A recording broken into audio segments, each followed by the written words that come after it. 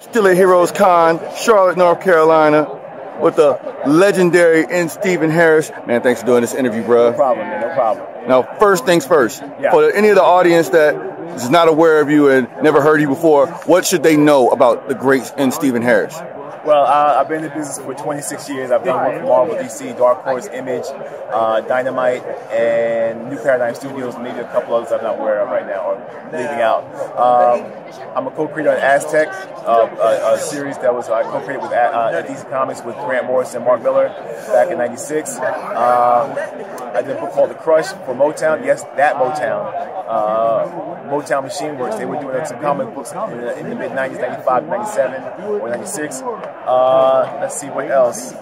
And more recently, I did a run of Voltron.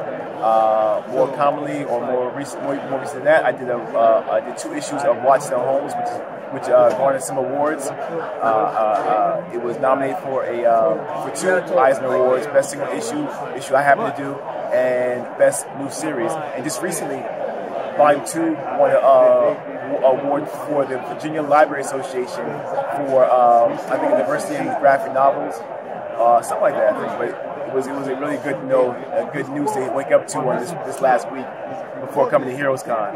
And I did recently have a book coming out on Wednesday, June 21st, the 3rd issue of Solar Man, being put up by Scout Comics, and that's what I've been doing. I got asked to some creator-owned and co-creator-owned books, one of which is Ajala. It's Ajala, a series of adventures which is about a young teen who finds out her mother in particular, was once part of a secret organization called the CSC, based in current-day Harlem, founded by her great-grandfather in the 1920s. And so we follow her training to be an agent, and she's mentored by another older adult male.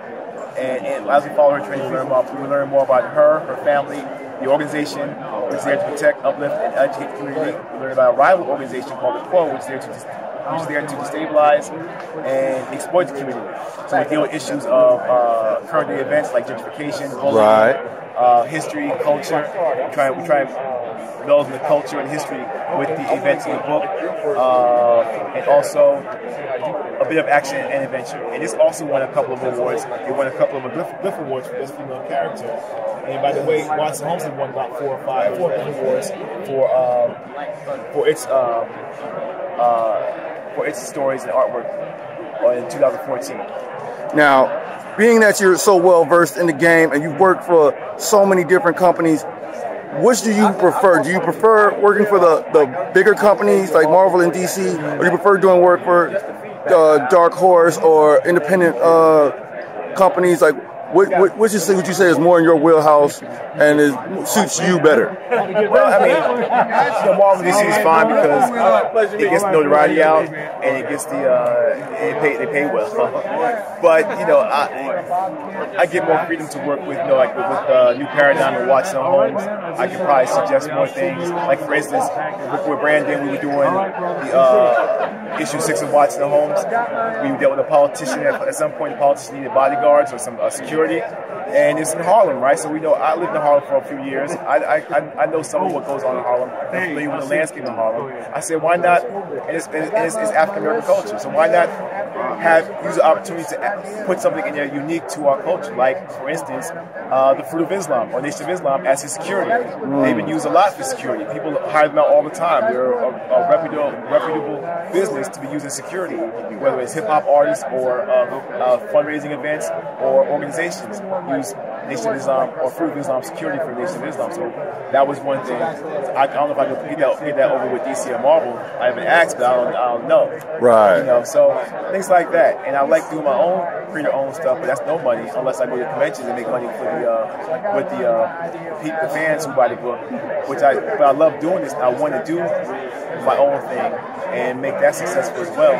So it's like whichever comes the way, I'm able to do all of them. I'm able to do mainstream work, independent work, and my own work because it basically goes down to training, professionalism, and discipline, and maybe other things I'm missing in the game, or in describing what it takes. But those essentially what it takes: professionalism, dedication, discipline. Those you need to have to do what, and the vision as well. Now, being that you've been in the game for so many years, what would you say is your most positive experience in the business as a creative person of color, and what would you say is your most negative experience in the business? Negative being gypped out some money. That's touche. Company going bankrupt, or a well-known company taking back half the money it gave you. And taking back some money they paid you already, but taking half of it back in the next job, but giving half of that back because they know they have a leg to stand on. But they're counting on the artists or myself in particular not to make a big deal of it. So I wanted more work from them. Yeah. So those are some negative experiences. Positive experiences: hearing fans come by saying, "I've been following your work." Matter of fact, just yesterday somebody came by and said, "Listen, I've been following your work. You're inspiration to me. I've been doing because of what you've been doing." He said the same thing to my man Kari over here, who's doing the same thing. He inspired this brother to do his work, and he inspired other people that I know. I don't know until people come to tell me this. And it's a very rewarding thing and self-fulfilling thing to hear. Well, fulfilling thing to hear people say that. I mean, I'm just doing what I like, what I love. And I love drawing. I love telling stories. I love telling our people in these stories and showcasing our culture, our diversity, our style. And I like to merge it with things I grew up with, like comics and animation, and just put us in there doing our thing, showing our culture, merging our culture, synthesizing our experience and culture in these books. Now, you were talking about people saying how you inspired them. Who inspired you in the game coming up? That's good. I'm glad you mentioned that. When I was collecting comics, I had my influence like Garcia Lopez, Arthur Adams, John Ritter Jr. Later on became Larry Stroman when he was doing Alien Legion. I would always go by the Fred Greenberg comic conventions in New York in the early 90s. Pop by Larry Stroman's booth, pick his brain about what he was doing, how his pencils work, how his methodology would be. Later on, I met Michael Davis and Dennis Cowan, the co-founders of Milestone. I became an apprentice or background artist. Dennis Cowan helped me a great deal in the business. I mean, people need that.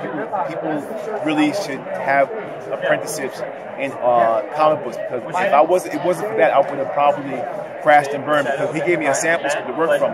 No pressure at all. I felt the pressure. No. And thank God that wasn't my. I have a first job have that happen. The level of art, level of my art went down a great deal working from a script versus working from something I'm making up by myself as I go along.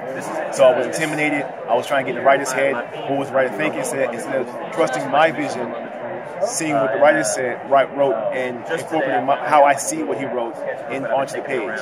But it took time to process. And then later on, like a few years as a professional, I ran into a brother named Greg Williamson, who helped me along, that honed my talent even better, and my professionalism and my business sense even more keen level. That it helped bring my skill, my talent, and my business awareness to another level in this business. So some of my influences are Larry Stroman, Dennis Cowan, Michael Davis, another brother named Gil Ashby, who's a phenomenal illustrator, and Greg Williamson. Those are the brothers that, not many brothers have a support of older brothers that can help them through the business, and not just navigate them through the comic book industry, but to navigate them through arts, particular experiences that may happen within the comic book industry.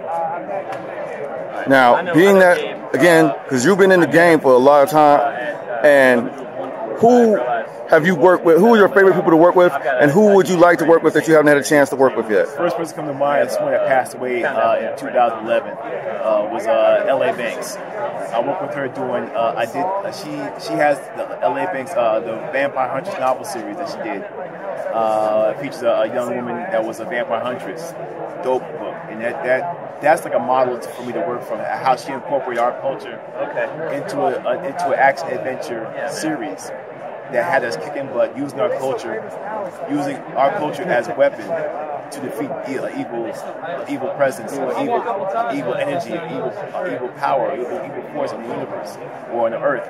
And whether it's African American culture, straight African culture from Yoruba, or the Kemetic culture, some Asian culture, it was all mixed into that group that was surrounding the main character.